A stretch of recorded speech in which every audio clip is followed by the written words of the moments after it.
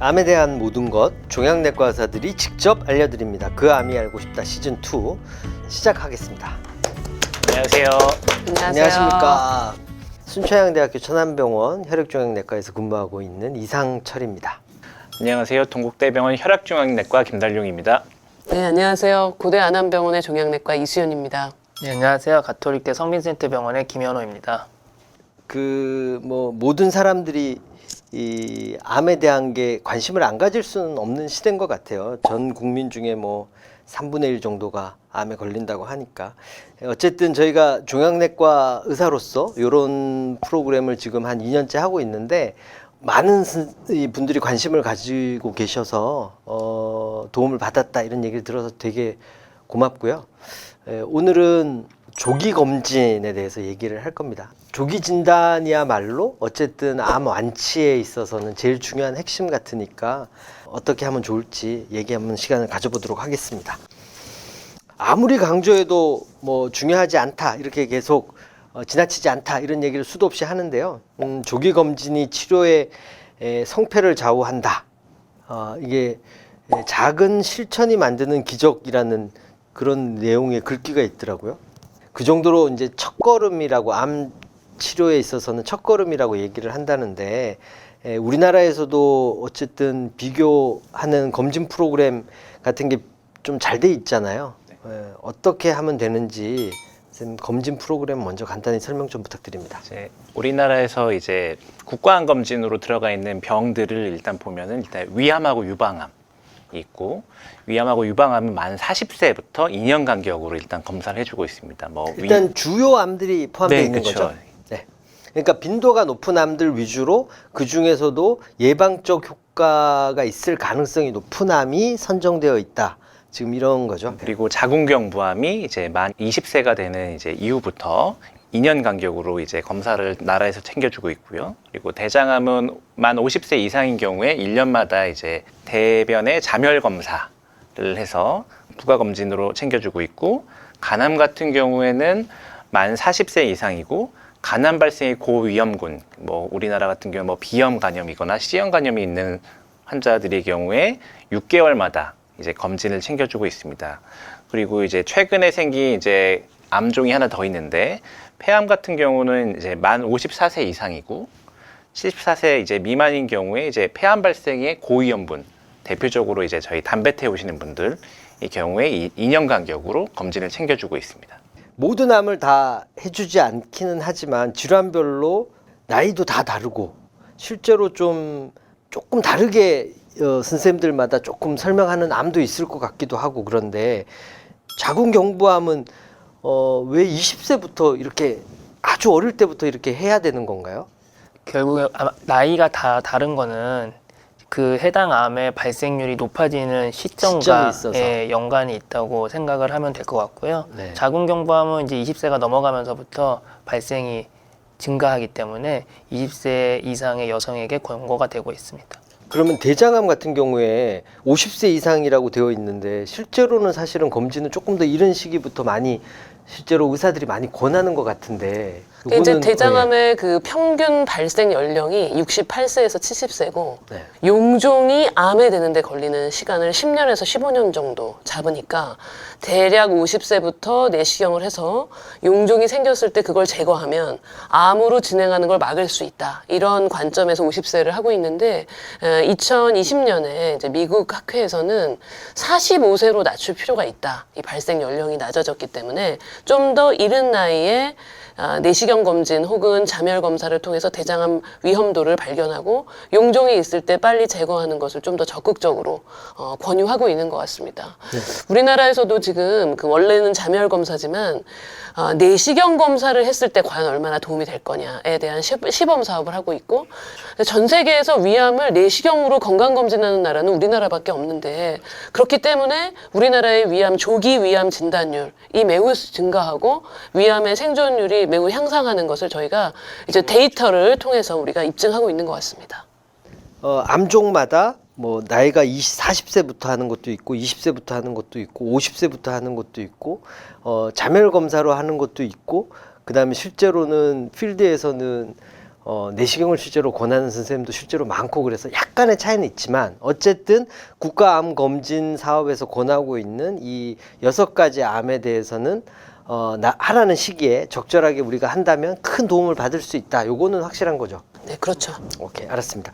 실제로 그러면 우리나라는 국가암 검진 사업이 한 20년 정도 된 것 같은데, 20년 조금 넘은 것 같은데, 실제로 그걸 하면서 암 치료 완치율 뭐 이런 것들이 실제로 좀 좋아졌다고 느끼시는지 암종별로 선생님 혹시 말씀 좀 해주실 수 있을까요? 우리 이수연 선생님은 대장암, 유방암 많이 보시니까 네. 한번. 유방암은 이제 우리나라는 외국과 달리 평균 또 발생 연령이 한 48세에서 50세 정도 됩니다. 그러니까 40세부터 유방 촬영술, 초음파 이런 검사를 했을 때 조기 유방암을 발생하면 우리나라의 조기 유방암, 예를 들면 일기에 발견한 조기 유방암은 5년 생존율이 98%니까요. 거의 완치시킬 수 있다고 봅니다. 다른 나라보다 압도적으로 데이터가 좋거든요. 그래서 이렇게 조기에 빨리 발견하면 생존율이 아주 우수하게 좋아지는 암이 대표적으로 유방암인 것 같고요.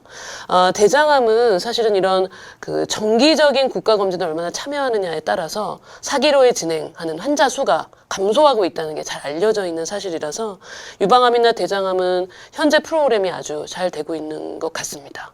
위암도 마찬가지로 제가 알고 있습니다. 네. 그리고 우리 자궁경부암, 우리 비뇨기과암 많이 보시니까 좀 의미가 어떻게 옛날에 비해서 어떤 것 같아요? 자궁경부암이 이제 과거에는 사실 되게 치료도 어려운 병이라고 생각을 했었는데요.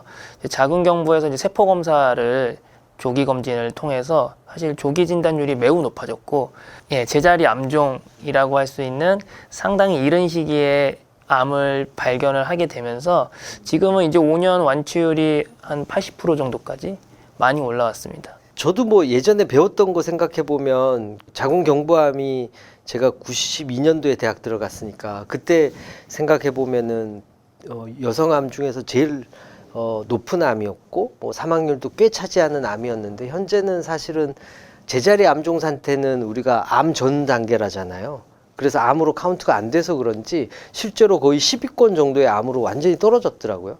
그러니까 이거 자체가 이제 지금과 같은 이런 검진 사업에 영향이 좀 있지 않나 이런 생각이 듭니다. 어쨌든 조기 진단율이 좋아졌고 대단히 완치율도 높아졌다. 네. 과거에 비해서. 네, 선생님 위암이나 폐암도 얘기 좀 해주시면 좋을 것 같아요. 우리가 위암 검진을 하는 이제 전 세계에서 아마 거의 유일한 국가일 것 같은데 이제 우리나라에서 위암의 비율을 보면 위암 환자는 사실 점점 조금씩 늘어나고 있는데 1기, 2기, 3기, 4기를 보면은 1기 환자가 이제 압도적으로 이제 많아진 거죠. 예전에는 이제 3기, 4기 환자가 많았다고 치면 이제 1기 환자는 우리가 완치 확률이 높아지기 때문에 위암을 검진하는 게 우리가 합당하구나라고 생각할 수도 있고 폐암이 이제 검진된 게 얼마 안 됐는데 이제 CT로 이제 검진 사업을 해서 이제 보니까 이제 1기 환자들이 늘어나는 걸 확인한 거죠. 1기는 또 이제 완치시킬 수 있으니까 저희가 위암도 그렇고 뭐 폐암도 그렇고 검진을 하는 게 이제 합리적이다라고 생각할 수 있을 것 같습니다. 이게 어떻게 보면 과거에 20년 뭐 30년 전에 위내시경을 국가검진 사업에 넣은 거는 어떠한 근거가 있어서 넣은 건 아니거든요. 그러니까 이거 하면은 완치율이 올라갈 거다 이렇게 생각을 하고 집어넣은 건 아니고 그냥 우리나라에 위암이 많은데 행정적으로 그러면 뭐 하면 좋아지니 뭐 이렇게 해서 사실 넣은 거라고 생각이 드는데 결과적으로는 지금 와서 보면 너무나 훌륭한 정책이었다 이렇게 평가되는 대표적인 정책 중에 하나인 것 같아요. 그래서 위암 그다음에 최근 들어 폐암도 사실 저희가 배울 때 1기암은 5% 미만이었는데 요즘은 1기암 발견 비율이 뭐 한 30%, 40%까지 올라가고 있으니까 이런 것들도 완치율을 높일 수 있는 좋은 방편이 아닌가 이렇게 생각이 듭니다. 어쨌든 국가암 검진 사업은 완치될 확률이 있고 조기 검진했을 때 완치될 확률이 좀 더 높은 그런 암을 중심으로 나라에서 상당히 많이 지원하고 있고 우리나라의 지원 제도가 어느 나라에 비해서도 훌륭한 지원 제도다. 요거는 의사들이 공통적으로 생각하는 그런 내용인 것 같습니다. 뭐 모든 사람들이 그럼 혈액 검사 해가지고 암인지 다 진단하면 되지 않느냐 이렇게 생각을 하고 있는데 이 실제로는 이제 모든 암이 다 그렇게 확인되는 건 아니잖아요. 그리고 또 개별 암 이런 거 말고도 모든 암을 다 검진을 통해서 확인할 수 있는 건 아니잖아요. 나라에서 이렇게 검진을 다 못 해주는 이유 그런 것들이 뭐 어떤 게 있을까요? 집단 검진, 이제 국가에서 검진을 해주려면 이제 몇 가지 조건들이 있어야 됩니다. 일단은 그 병이 흔해야 돼요. 그렇죠. 그 병이 흔해야 되고 그 병이 너무 중한 병이라서 그 병에 대해서 이제 나라에서 관리해주지 않을 경우에 이제 국가적인 문제가 되는 병. 대표 사실 모든 암이 사실 거기에 해당하는데 이제 과연 모든 암이 흔한가 아니야? 모든 암이 흔하지는 않거든요. 또 하나 중요한 거는 우리가 그 병을 진단하기 위한 아주 흔한 방법이 있어야 됩니다. 쉬운 방법.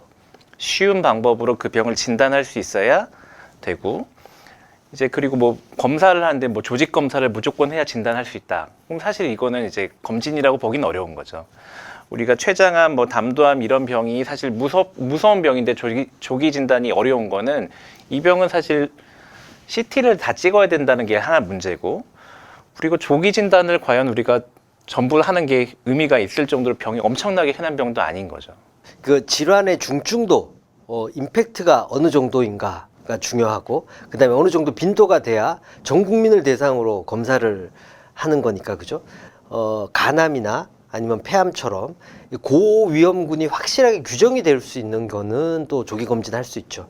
그래서 뭐 B형 간염이나 간경화나 뭐 이런 환자들만 대상으로 자주 조기 검진하면 완치율이 높더라. 이런 것이 증명돼 있으면 조기 검진하면 되는데 이제 모든 암이 그렇게 활용이 안 돼 있는 거죠. 그래서 폐암만 지금 그렇게 되어 있고 나머지 암들은 아직은 이런 조기 검진 프로그램에 다 들어와 있지는 않다.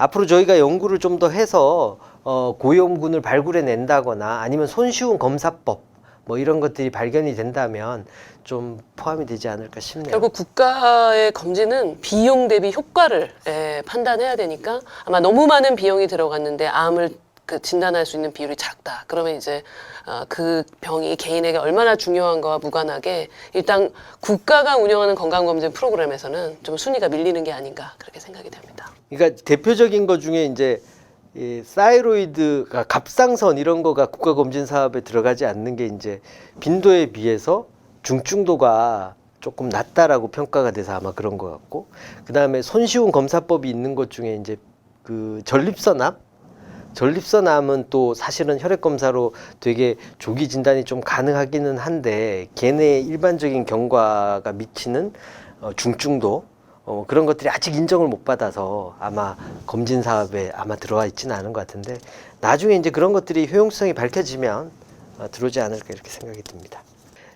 누구든지 혈액 검사에서 유전자 검사 쫙 해가지고 나는 무슨 암 걸릴 수 있는지 조기에 딱 진단해주고 우리 그 영화 같은 데서도 보면 혈액 한 방울 딱 떨어뜨리면 너는 뭐 고혈압 확률 몇 살 때 몇 프로 무슨 암 몇 프로 뭐 이렇게 쫙쫙쫙쫙 나오는 그런 시대가 곧 오면 되지 않을까, 그런 것들을 유전자 검사로 확인할 수 있지 않을까 이렇게 생각하는 사람들이 여전히 있는 것 같아요. 우리가 암에서 유전자 검사 라는 게 아까 지난번 시간에 사실은 암 걸린 사람에서의 유전자 검사를 상당히 많이 얘기를 해봤었는데 그래도 유전암이라는 게 또 실제로 있잖아요. 그러니까 암과 유전자 검사 아니면 유전암 이런 거가 대충 어느 정도 되는지 암에서 유전성에 대해서 혹시 설명을 해주실 수 있나요? 용어가 유전암이다 보니까 유전자라는 것 때문에 혼란이 오는데 우리가 이제 지난 시간에 얘기했던 그 종양에서 종양의 유전자를 취합해서 우리가 한꺼번에 여러 개 유전자를 보는 것들을 얘기했다면 이제 오늘은 가계도상 위에 조상이 걸린 암이 나도 걸린 혹은 나의 암이 자손에게 영향을 미치지 않을까 하는 그런 의미의 유전이 되겠고요. 그래서 이제 많은 사람들이 암에 걸리면 나의 이 암이 우리 자식들한테 영향을 미치지 않을까 걱정하시는데 그런 유전성 암이라고 하는 것은 전체 우리가 말하는 암종의 5에서 한 8% 정도 된다고 하고요. 그 다음에 그냥 그런 거랑 무관없이 산발적으로 살다 보니까 생기는 암이 한 75%라고 보고 있습니다. 그래서 그 사이에 한 20% 정도는 그러니까 사실은 잘 모르지만 가족끼리 좀 공통된 거를 많이 갖고 있는 거예요. 그래서 내가 대장암인데 뭐 위암이라든지 같은 소화기암이 삼촌에도 있고 우리 아버지도 있고 나도 있고 이제 이런 가족성암이라는 표현을 쓰긴 하는데요. 유전성암은 명백히 유전자를 알고 있어서 50% 정도가 이제 내려가는 자손에게 내려가는 거라면 가족성암은 아직 그렇게 밝혀져 있지 않지만 우리가 우리가 같이 생활하고 비슷한 거 먹고 생활 패턴 비슷하다 보니까 알게 모르게 뭔가 유전자의 변화가 있으면서 한 가구 내에서 이제 암이 발생하는 그런 상황을 얘기하는 것 같습니다. 그래서 명백한 의미의 조상이 걸린 암이 나한테도 올 수 있지 않을까 하는 걱정에 해당하는 그런 유전성 암은 한 5에서 8% 정도다. 아주 뭐 유명한 게 안젤리나 졸리의 이제 BRCA1이라고 하는 유전자 이상에 의한 난수암의 발생, 이런 유명한 유전자들이 몇 가지 있습니다. 네. 부모님이 무슨 암인데 나는 유전되는 건 아니냐. 사실 이런 질문이 대단히 많은데 지금 말씀은 대다수는 그런 암이 아니다. 실제로 그게 유전자가 밝혀져 있는 암은 사실은 5에서 8%밖에 안 되고, 그거는 아마 주치 선생님이랑 확인하면 그게 관련성이 있는 암인지 아닌 건지 유전이 되는 건지 알 수 있다. 그렇게 이제 설명할 수 있는 네, 거죠. 그렇죠. 그 암에 걸린 사람의 피 검사를 통해서 유전자 이상을 발견하고 그 유전자 이상이 걱정하고 있는 자손에게 같은 유전자가 있는가 보는 순서는 그렇게 진행하니까 걱정되는 젊은이들이 많이 와요. 근데 이제 그 사람부터 검사하지 않는다는 거죠. 그 사람이 걱정하는 암을 갖고 있는 부모부터, 친척부터 해서 유전암인지. 그렇죠. 그거를 밝힌 다음에 이제 유전암일 때만 그런 그렇죠. 거에 대한 우려를 하면 된다. 그렇죠. 거죠. 근데 그 유전암은 5에서 8%밖에 되지 않는다. 네. 근데 대부분은 우연히 자기의 뭐 생활 습관이라든가 아니면은 생활하면서 노출된 뭐 내가 담배를 피는 습관이라든가 아니면 어딘가에 뭐 방사선에 노출되었다라든가 뭐 여러 가지 영향에 의해서 내가 사회에서 겪게 되는 영향에 의해서 암이 발생하는 게 대다수다. 오케이, 그렇게 이해를 하면 되겠네요. 그러면 가족성 암이라는 게 어쨌든 있기는 있는 건데, 그럼 가족성 암은 어떤 게 있는 건지, 가족성 암에 걸리면 내가 어떻게 검사를 하는 게 좋은 건지, 그런 거는 몇 가지 정도는 그래도 대표적인 암은 소개를 좀 하고 가는 게 좋을 것 같은데. 예를 들면은 대장암 환자인데 45세다. 그러면은 의심해야 됩니다. 너무 젊게 걸린 거예요. 20년 더 일찍 걸린 거기 때문에 뭔가 유전자가 빨리빨리 변해서 나쁜 놈이 된 거죠.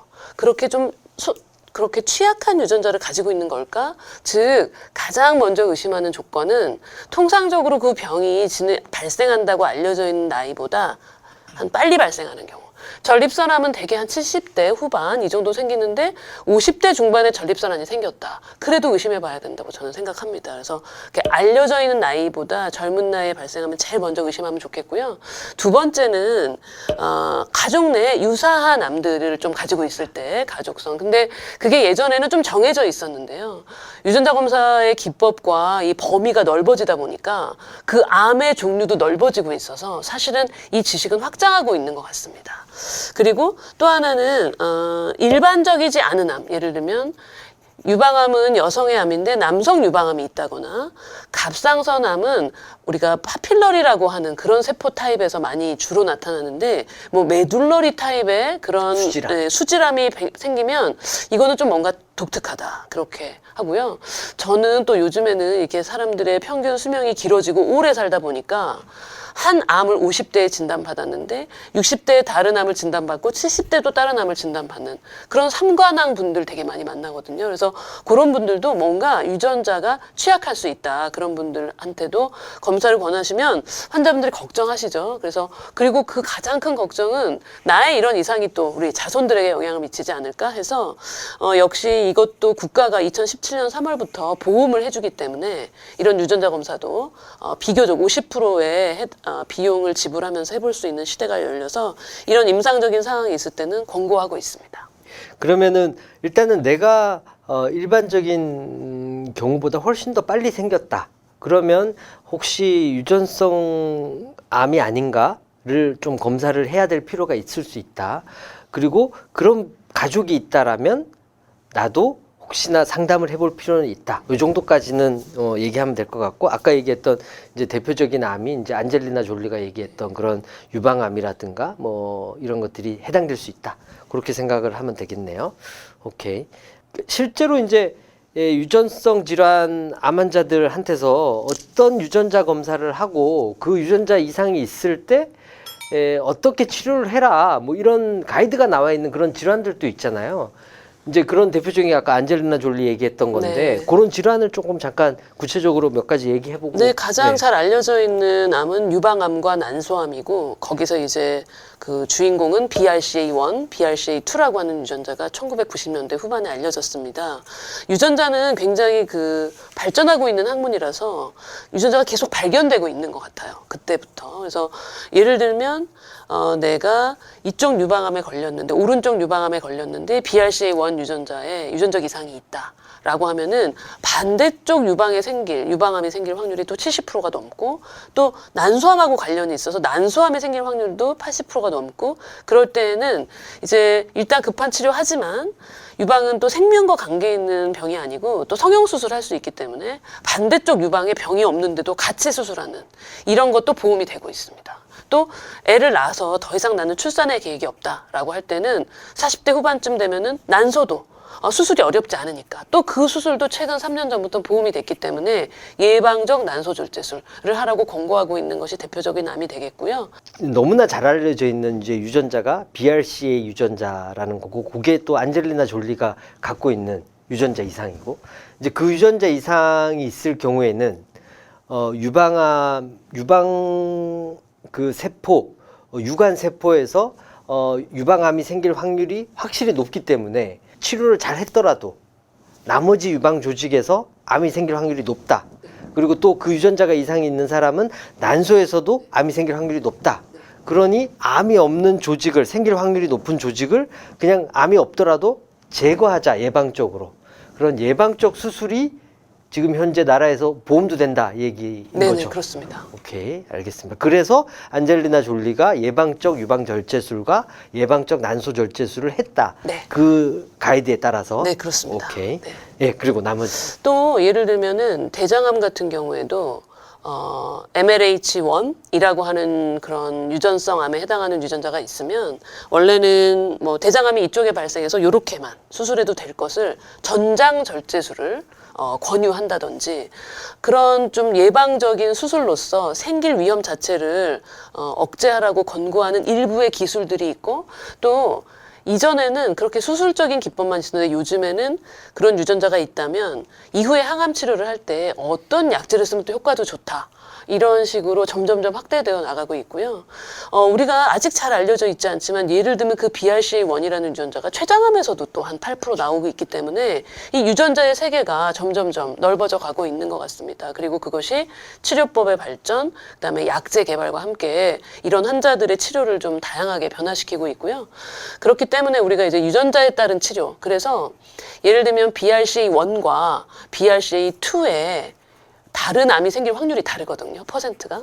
또 MLH1과 MSH2에 위암이 생길 확률이 좀 다릅니다. 그래서 그 암의 유전자에 따라서 어떤 암이 어느 정도의 비율이 생기는가가 점점점 연구가 되고 있어서 우리가 그 부분을 향후에 또 생기지 않도록 집중적으로 검진해야 되는 그런 향후에 이 사람의 암 예방에 중요한 정보가 되는 것으로 지금은 인정되고 있는 것 같습니다. 그러니까 이런 질문을 하면 항상 누구든지 그러면 이런 유전자가 있으면 그 유전자 치료를 해서 유전자를 없애는 그런 식의 접근을 하면 되지 않느냐 이렇게 생각하는 사람도 여전히 많거든요. 그러니까 아직 뭐 그런 게 불가능하다 이렇게 얘기하기는 어렵지만 그런 거에 대해서는 뭐 현재 상황이 어떤지. 이제 유전자 가위가 나왔지 않습니까? 노벨상도 받았고. 그래서 이제 거기를 딱 자르고 정상 유전자가 딱 들어가서 나머지 역할을 해줘야 되는데 아직까지 암이라는 게 하나의 유전자가 그 암을 생기게 한다라는 아주 복합적인 요인이 있기 때문에 그렇게 한 가지로 설명할 수 없다. 해서 유전자를 잘라준다고 해서 그 다음에 이제 그런 나머지 유전자를 붙여준다고 해서 그 모든 병이 치료될지는 아직은 검증이 되지 않아서 연구 단계인 것으로 그렇게 이해하고 있습니다. 유전자 치료는 아직까지 현실에 있진 않으니까 그거는 조금 정보를 받아들일 때 그런 정보가 있으면 그거는 거짓일 확률이 높다 이렇게 이해하셔도 될 것 같네요. 그러니까 유전성 암에 대해서 가족성 암이라는 것은 사실은 일부이고 그렇지만 그거에 대한 연구들도 상당히 많이 진전돼 있어서 거기에 맞춰서 가이드가 지금 진행이 되고 있다. 이거를 간단히 설명해 주신 것 같고 케이스가 있으면 주치의 선생님이랑 조형내과 의사 선생님이랑 상의하시면 도움을 받을 수 있을 것 같습니다. 오케이. 그리고 이제 그러면 내가 유전적 이상이 있는 암을 갖고 있는데 아기를 가져도 될까? 이게 엄청 큰 고민일 것 같아요. 그런 분들한테 현실적인 조언이 있을 수 있을까요? 유방암이 평균 연령이 40대 후반이지만 이게 아까 말씀드린 것처럼 통상적인 나이보다 빨리 암이 생긴 사람들은 30대 초반일 수도 있는 거예요. 제 후배도 있었고 20대 후반에 그냥 유방암이 온 거죠. 결혼도 하기 전에. 그래서 결혼하기 전에 이제 모든 치료를 다 했죠. 그리고 BRCA 검사를 해봐야 되겠다라고 할 때 굉장히 주저하다가 그 한 친구는 안 하고 한 친구는 그런 걸 고민하고 있는데 엄마가 또 유방암에 걸리신 거예요. 그래서 엄마는 하신 거죠, 검사를. 엄마는 결혼했으니까. 이 친구 아직 결혼 안 했으니까. 근데 엄마가 했더니 나와서 본인도 또 결국 그 유전자 사이트에 나도 이상이 있는가를 봤더니 같은 유전자 이상이 있었던 거예요. 근데 딸이 먼저 발생한 거예요. 그리고 이제 결혼할 남자가 있었는데, 그리고 또 임신도 당연히 결혼하면 하려고 했는데 상당히 고민이 많았습니다. 우리나라 법에서는, 예를 들면은 가족성 선종성 용종증이라고 하는 그런 용종이 많이 생기는 그런 유전성 암은 APC라고 하는 유전자가 있을 때 그런 병이 생기는데 이제 대장암 얘기하는 네, 거죠? 대장암에서 같은 유전성 암이라는 맥락에서 말씀드리면은요. 이제 그 배우자가 있을 경우에는 예를 들면 남자에게 그 유전자가 있으면 여자에게 난자, 남자에서 정자를 인공 수정을 해서 그 배아가 72시간이 됐을 때 16배아가 됐을 때 유전자를 꺼내서 PCR 검사를 합니다. 그 검사도 6시간 만에 결과가 나와서 부모가 한쪽이 가지고 있는 유전자가 이 수정란에서도 이상이 발견되는지 본 다음에 이상이 생기면 임신하지 않고 이상이 없는 유전자로 밝혀지면은 그때 이제 엄마에게 넣어서 우리 인공 수정해서 아기 낳듯이 그렇게 해서 아기를 낳을 수 있습니다. 오, 대단하네요. 그리고 그게 우리나라 인공 수정 굉장히 기술이 좋아서 성공률도 높은데 문제는 아직까지 법이 쫓아가지 못해서 그 APC 유전자는 이런 과정을 통해서 임신하고 출산할 수 있는데 그 이외의 유전자 아직 우리가 의미를 아직 많이 몰랐었어요 그동안. 그래서 그런 기타 등등의 유전자들에 대해서는 그렇게 인공 수정을 통해서 유전자 조작을 하는 것이 아직은 불법이네요. 법적으로 허용되어 있지 않아서 이 부분의 개선이 필요할 것 같습니다. 이런 유전성 암 같은 경우에 유전자 이상이 50%의 확률로 자녀에게 전달이 되는데 그게 겁이 나서 못 가지는 부모들이 분명히 존재할 텐데 그거에 대해서 지금 제도적으로는 가족성 대장암을 유발하는 유전자 이상에 대해서는 아주 초기에 인공수정 후 아주 초기에 유전자 이상이 전달되었다고 생각이 되면 이 유산을 시키고 그 다음에 그렇지 않다고 생각하면 이제 생착을 시켜가지고 아기를 갖게 하는 그런 과정을 하면 과학적으로 유전이 되지 않을 수 있는데 그런데 지금 현재 사실은 빈도가 더 많은 유방암이라든가 이런 거에서 BRCA 유전자에서는 지금 그런 게 적용이 안 된다. 네, 그게 그렇습니다. 안타깝다 이런 말씀이신 것 같습니다. 이런 거는 좀 개선이 될 수 있으면 좋겠네요. 유전자 이상이 있을 때 유전성 암의 유전자 이상이 있을 때 임신을 해서 아기를 가지는 데는 문제가 없으나 아기한테 유전이 될 확률, 그 유전자 이상이 유전이 될 확률이 어느 정도 있기 때문에 그런 부분은 좀 앞으로 좀 개선되어서 조금 잘 해결되었으면 좋겠다. 이 정도로 마무리하는 게 좋을 것 같습니다. 오케이. 제가 그 한 가지 좀 우리 이런 것을 우려하시는 분들 혹은 또 검사에서 나쁜 결과라고 생각되는 게 나왔을 때 이제 환자들이 걱정하시는 분들이 있어서 말씀드리고 싶은 거는 제 환자 중에 이제 35년간 암을 7번 진단받은 환자분이 계시고 저는 6번째 암 진단받을 때 만났어요. 그리고 이런 유전자 검사에 대해서 말씀드렸죠. 암이 너무 자주 온다. 그래서 이런 유전자 검사를 해봐야 되지 않겠냐. 가족 중에 암 환자가 있느냐 그랬더니 뭐 줄줄이 나오는 거죠. 이모 고모부터 해서 언니부터 해서. 그래서 이제 다 암에 걸려서 완치되신 분도 있고 돌아가신 분도 있고 이 환자는 6번째 대장암을 2번째 진단받은 거예요. 맨 처음에 오른쪽 대장암, 이번에 왼쪽 대장암. 그래서 이제 왼쪽 대장암 치료를 하면서 저랑 설명이 돼서 유전자 검사를 한 거죠. 그리고 MSH2라고 하는 유전자가 나왔는데 그래서 그 환자는 전장 절제술을 하고 이제 나머지 장을 다 없앴어요. 그리고 나서 또 8개월 만에 담도암이 온 거예요. 그래서 이제 그때까지는 이 유전자 검사를 자식한테 내가 말해야 되냐 말아야 되냐 검사하라고 해야 되냐 말아야 되냐 고민하셨는데 또 마침 이게 면역 항암제에 잘 듣는 유전자다 보니까 이 환자가 치료를 한 5개월? 6개월 정도 하고 병이 완전히 좋아지셨어요. 그 치료하기 어렵다는 담도암도. 그래서 이제 환자분이 모두 완치된 거예요. 7번의 암이. 그래서 나도 완치된 것처럼 우리 아들에게도 30살 먹은 아들도 이런 위험이 잘 오는 대처할 수 거를 있다. 예, 미리 대처하게 해줘야 되겠다 해서 아들과 딸이 있는데 아들은 안 나오고 딸은 나왔어요. 근데 이제 그 딸이 우리 엄마가 고생해서 열심히 치료받고 이렇게 다 완치되신 것처럼 나도 그렇게 열심히 적극적으로 검사하고 모두 빨리빨리 발견해서 완치되겠다. 이제 그렇게 말해줘서 제가 그러니까 부모 입장에서는 나 때문에 내 자식이 이런 암에 또 고생을 하겠구나라는 그러니까 모르고 있을 때보다 오히려 더 고통스러울 수 있다 이런 생각 때문에 지금 이제 그런 고민이 그렇지만 있었던 거고. 모르고 있었으면은 이제 그렇죠. 계속 당하는 거예요. 암이 나오는 걸로. 그래서 이게 좋은 일은 아니지만 우리가 대처해낼 수 있다. 이제 그런 좀 간단하게 그 유전자를 그래도 간단히 설명해 주는 게 나을 것 같아가지고. 네. MSH2라고 하는 유전자고요. 대장암이 생길 확률은 한 60%, 췌장암이 생길 확률은 뭐 8%, 그 다음에 뭐 신장암, 방광암 이쪽으로 되게 많이 생겨요. 그래서 이 환자 다 있었어요. 신장암도 하고 방광암도 치료하고 그 우리 이렇게 밑으로 양 넣는 그런 방사선 치료부터 해서 3년간 치료하시고 또 완치되시고 결국엔 이 유전자가 갖는 특징이 보고된 바에 의해서 호발하는 빈도 순으로 이 환자는 암이 다 오셨었고 담도암은 매우 낮았는데도 왔고요.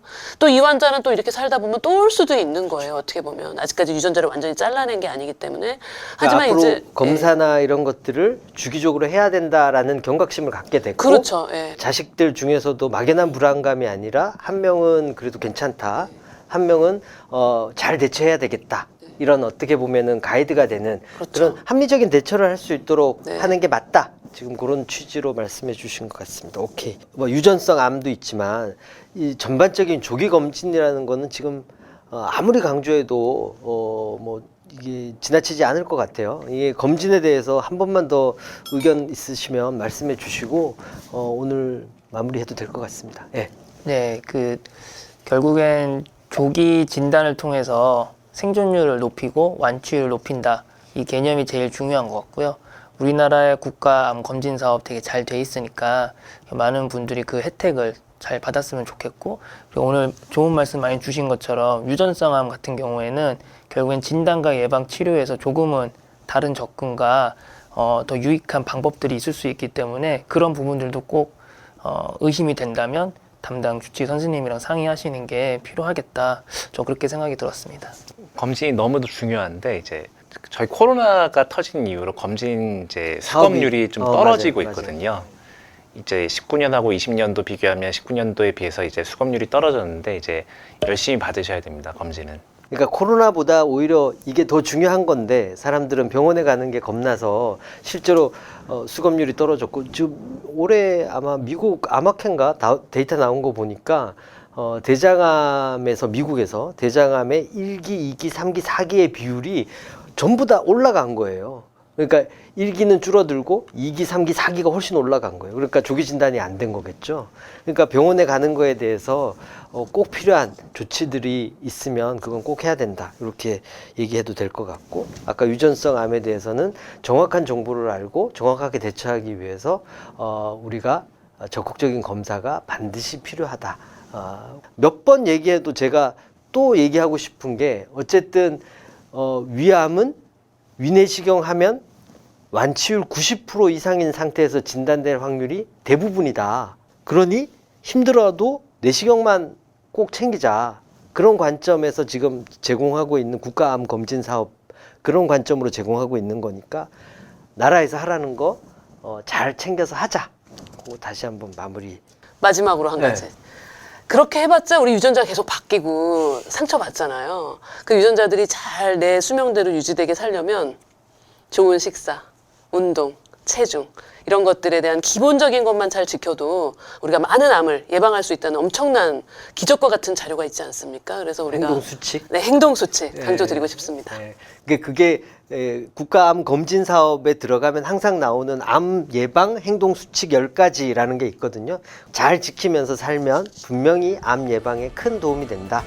오늘 여기서 얘기 마무리하도록 하겠습니다. 감사합니다. 감사합니다.